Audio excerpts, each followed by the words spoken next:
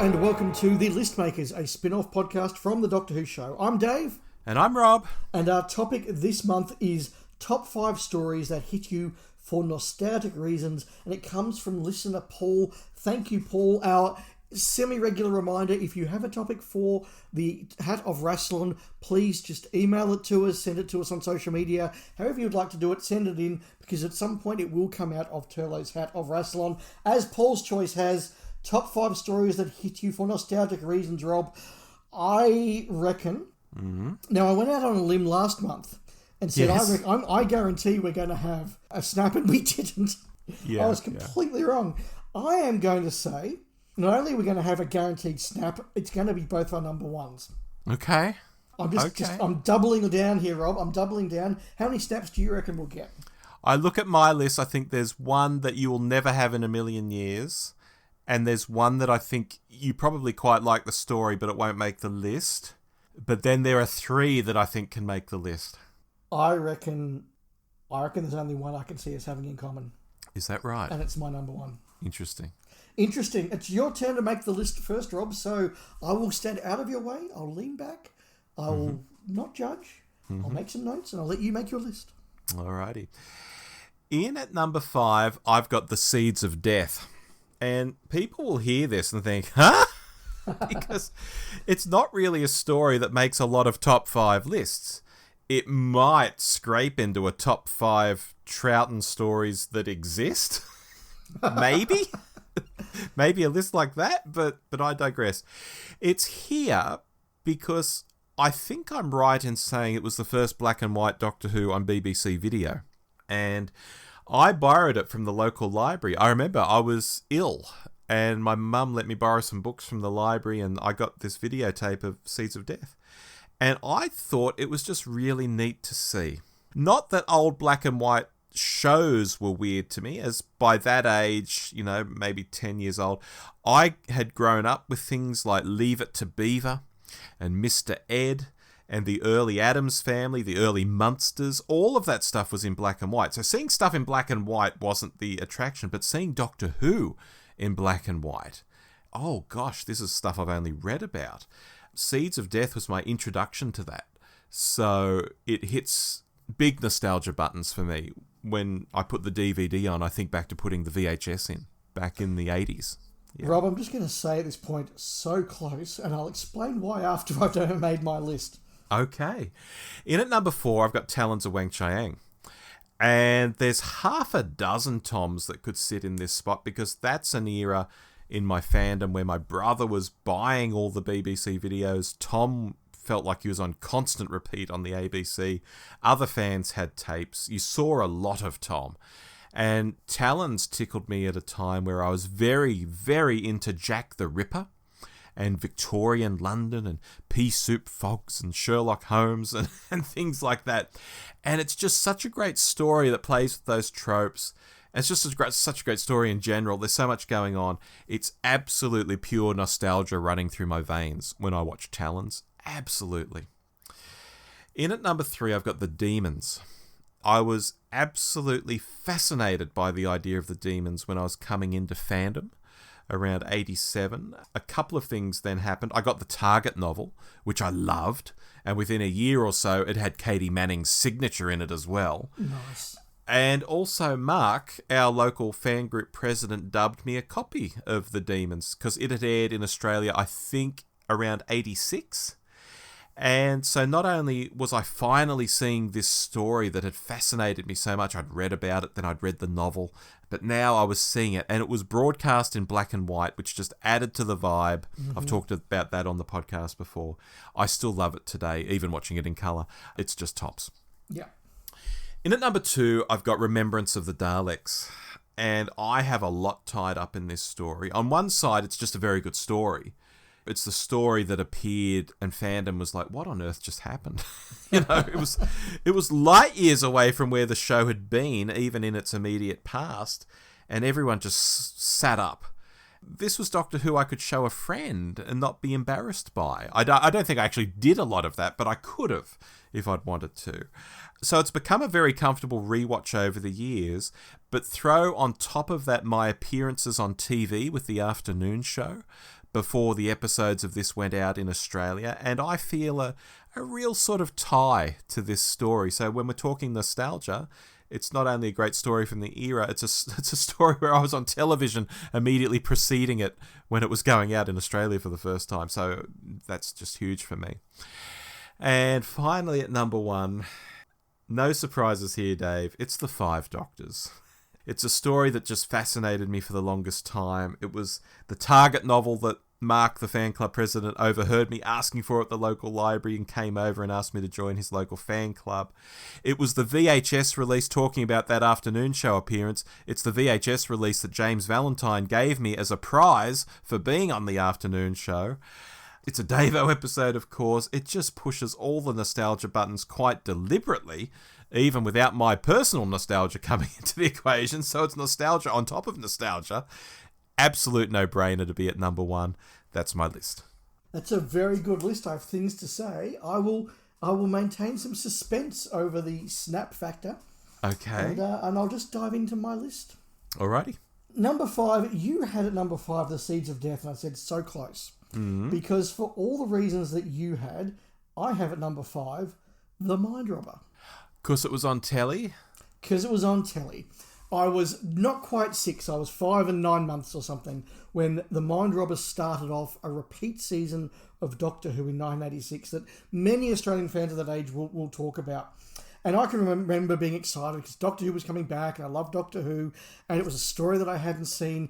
But this idea that it was a story from the black and white era. And although I had, as you said, I'd seen black and white TV like Mr. Ed and the like around there. Not a lot, but enough. But I hadn't seen black and white Doctor Who, and I hadn't seen anything from before the Third Doctor. So seeing The Mind Robber go out in prime time on TV as a 6-year-old felt like a whole new era of Doctor Who was suddenly being discovered by me. A whole new Doctor I'd never seen before. A whole look that I'd never seen before. Beyond that, it was just a story perfect to capture a 6-year-old boy's mind because of all the things that it covered, minotaurs and unicorns and Toira soldiers. It was the perfect story at the perfect place. But yeah, that feeling that I was discovering a whole new part of the show previously unobtainable just was a really special thing for me that I'm still very fond of now. Nice. In a similar vein, at number 4, I have a story that I saw not long after I joined the local Doctor Who club.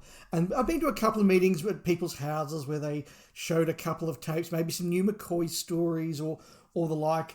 But then they did a big video day where they had a couple of rooms at Melbourne University booked and you could go into those and watch just long stories one after the other.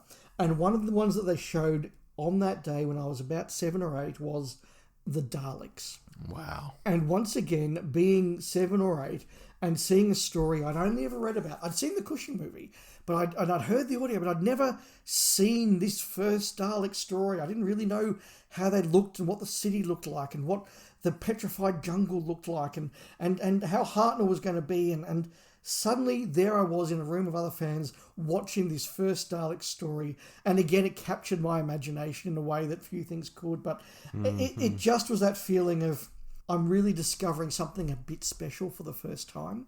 And you can never quite recapture that sense of I'm seeing something I know is special for the first time.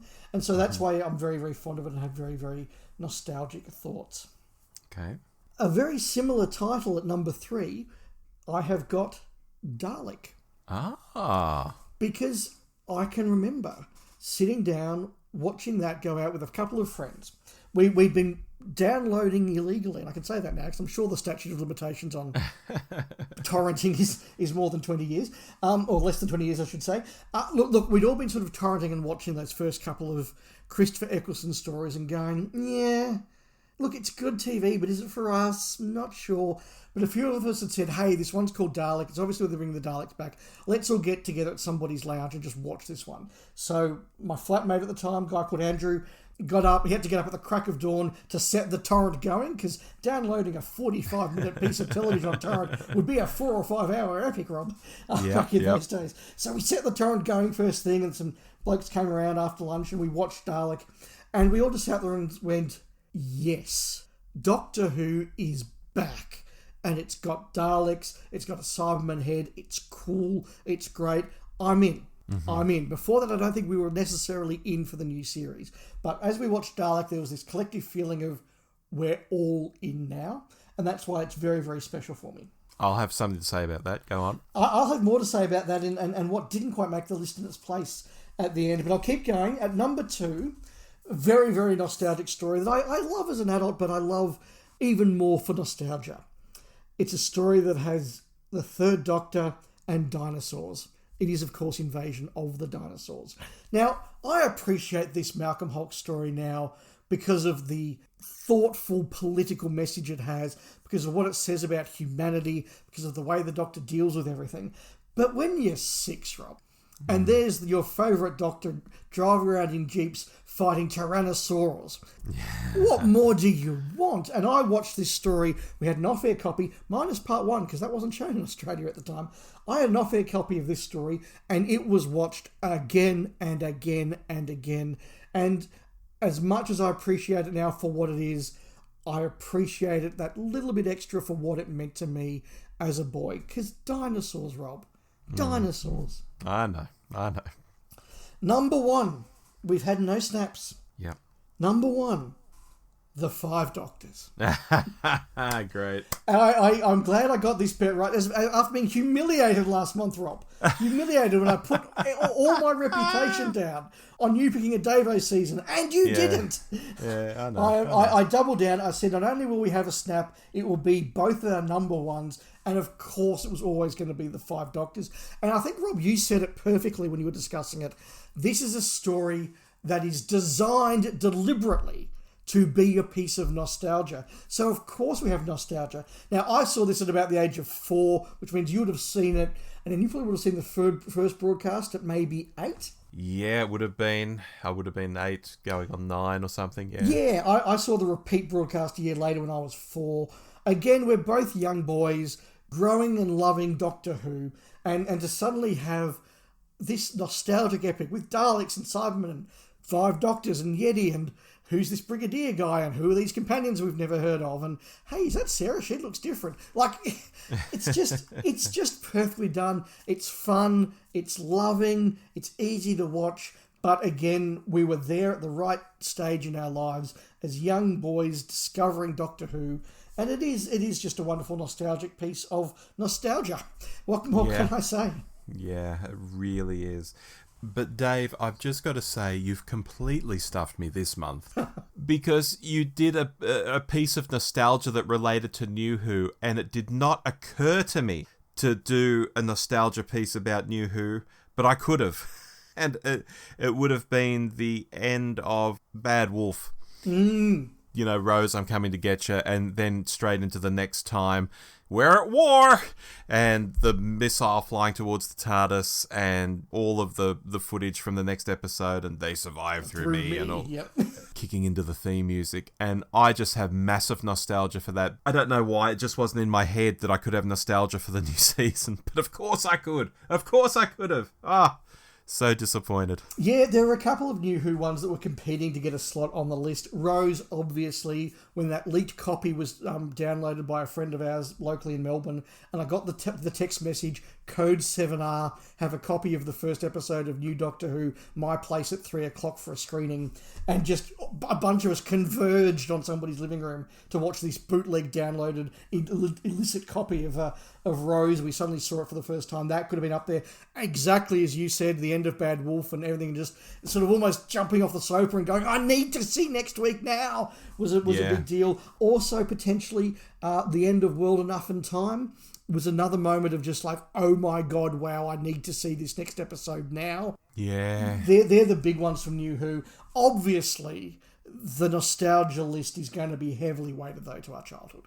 Of course, but now that I think about it, I mean, we're talking that first season, that's 20 years ago. Yeah, I know. I was, to be 30 again. Oh my God. That would be amazing. So it is a while ago. You can have nostalgia for it, and I don't know why I didn't go there. Oh, look, that's okay.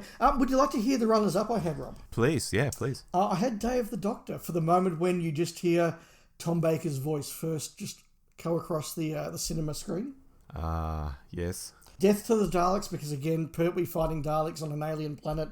What more do you want when you're 6? Yeah. Rose, as I mentioned. Yeah. And if I'd gone for a little bit of a cheat, I could have gone as a combined entry, the books Time Worm Genesis and Time Worm Exodus, because I still remember with a very fond nostalgia being about 11 and buying those 2 books from the local Collins booksellers down at Eastland Shopping Centre, thinking this is a whole new way of enjoying Doctor Who, not necessarily getting everything that was going on in Genesis and maybe being a bit creeped out by some of it, but going, okay, this is a new sort of adult Doctor Who that's interesting, and then of course getting to Exodus and just going, wow, this is epic Doctor Who in book form. Wow. Yeah, and when I hear stories like that, and when I think of my own coming into the books with the EDAs and having experiences like that, like, oh my God, I'm now reading about the 8th Doctor and it's a series, oh my God, oh man, you know, I really hope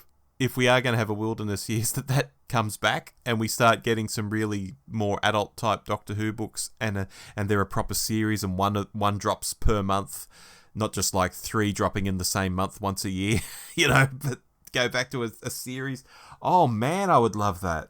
Yeah. And because of the age that I was, particularly in the Wilderness Years, there is a lot of very important nostalgia in there. I have a lot of nostalgia for the first time we saw Shakedown, Return of the Sontarans. It's not a Doctor Who story, so it couldn't make the list. But again, just seeing this sort of weird, almost Doctor Who, but not quite, with some of my favourite actors from Doctor Who and Blake Seven fighting Sontarans was really special. I remember the first missing adventure I read, The Romance of Crime, and I got a copy and I read it over the summer before I just changed schools.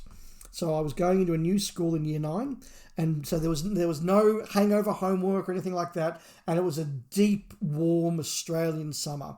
And I just remember being 14 and reading this book where the 4th Doctor and Romana and K9 fight Ogrons and weird entities, and just being really, just really loving that.